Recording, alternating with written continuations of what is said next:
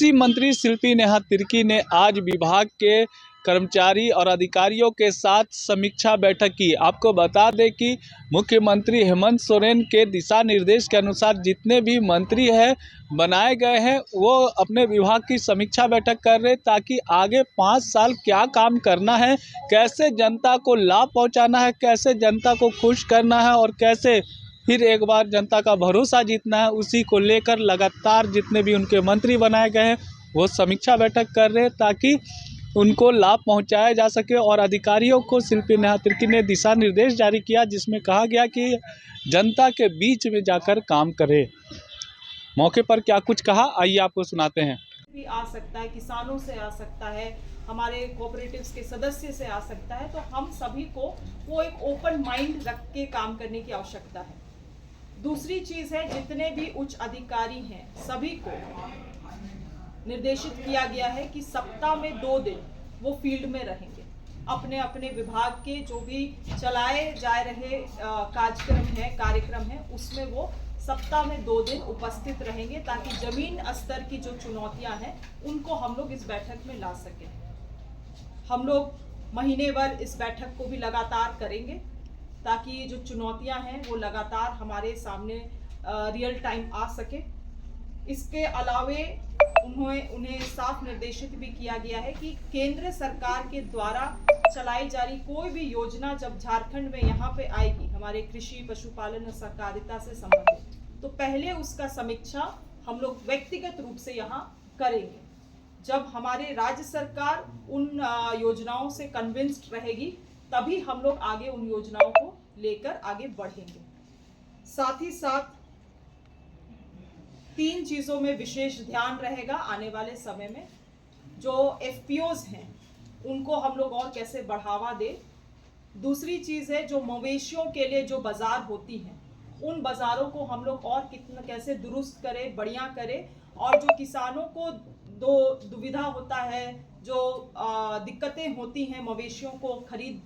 बिक्री करने में, उन चीज़ों को भी हम लोग कैसे दूर करें। इसीलिए जो बाजार हैं, ग्रामीण बाजार हैं, मवेशी बाजार, उनको एक्सपैंड करने के लिए भी हमारा फोकस रहेगा। साथ ही साथ आप देखे होंगे कि अभी बहुत सारे कोल्ड स्टोरेजेस बने हुए हैं, मगर जिस वजह से भी वो फंक्शनल है नहीं,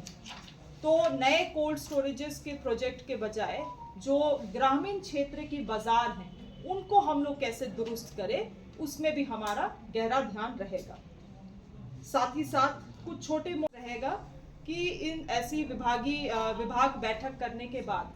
हम लोग धीरे से फिर जमीनी स्तर में अपने स्टेक होल्डर्स के पास जाएंगे, चाहे हमारे किसान हो, चाहे हमारे कोऑपरेटिव्स के सदस्य हो, समिति के सदस्य हो, और उनके साथ भी हम लोग बैठक करके समझने का प्रयास करेंगे कि सरकार जमीन से कैसे योजनाओं को बना सकती है, केवल इस बंद कमरे से नहीं। तो इन्हीं सब चीज़ों में बहुत विस्तार रूप से बैठक हुआ है,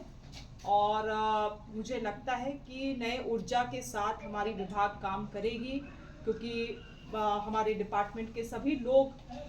मुझे जो फर्स्ट परसेप्शन में लगा कि सभी उत्साहित हैं एक नए दिशा में काम करने के लिए। और मैं एक बात और भी भूल रही हूँ,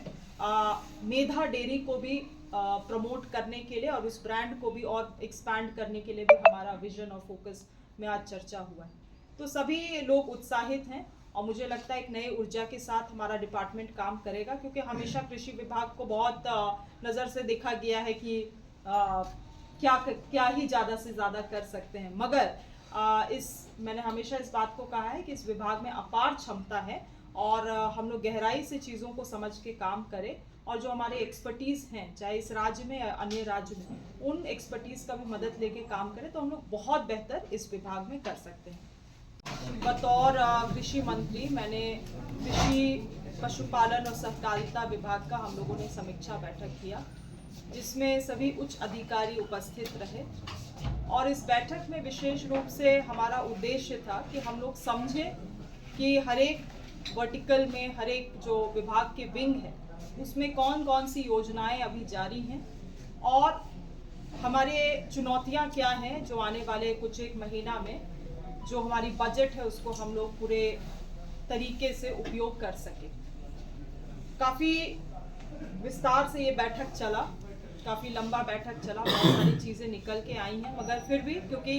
विभाग इतना गहरा है, ये संभव नहीं है कि आप एक ही दिन में सब चीज़ों को समझ के सभी चीज़ों का निष्पादन हम लोग कर लें, मगर एक अच्छा शुरुआत रहा है। और विभाग के अधिकारियों के साथ भी एक तालमेल बैठाने का प्रयास रहा है हमारा।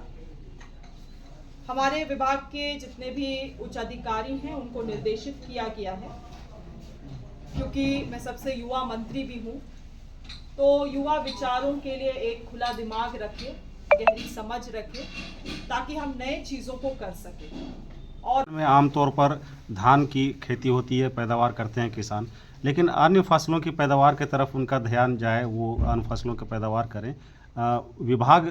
किसानों को प्रोत्साहित करने के लिए क्या कुछ प्रोग्राम बना रही है इसमें? इन्हीं के सवाल के साथ एक प्लस था कि आलू की जो खेती है वो झारखंड में नहीं हो पाती है। इसके पीछे जब हमने जानने का प्रयास किया तो पता चला कि हॉर्टिकल्चर कहती है कि ये मेरा नहीं है, एग्रीकल्चर कहता है कि मेरे अंतर्गत है। तो आखिर ये आलू किसके अंतर्गत है अगर कृषि में है तो, और इसकी खेती कौन नहीं, उनका जो पहला सवाल है,